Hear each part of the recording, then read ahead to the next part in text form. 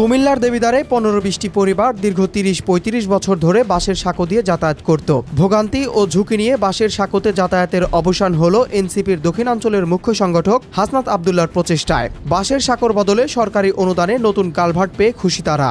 হাসনাত আব্দুল্লাহর সহযোগিতা আমাদের এনে একটা কালভার্ট আসছে। এই কালভার্টটা হওয়াতে আমাদের উপকার হয়েছে।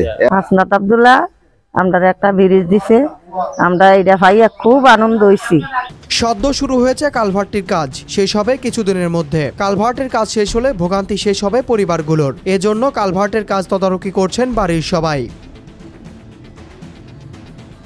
জানা গেছে দেবিদ্বার উপজেলার দক্ষিণ পনোরা গ্রামের জোরপুল থেকে গৌরসাগর সংযোগ খালটির ওপর দিয়ে বাঁশের সাঁকো গড়ে যাতায়াত করত পরিবারগুলো। প্রতিটি পরিবার ও তাদের 10টি সিএনজি ও ব্যাটারি চালিত অটোরিকশাগুলো ঝুঁকি নিয়েই পারাপার হতো।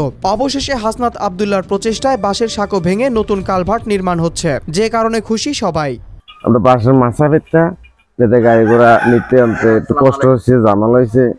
আমরা হাসনাত আব্দুল্লাহর উসিলায় অনেকটা কালভার্ট হইতে আছে।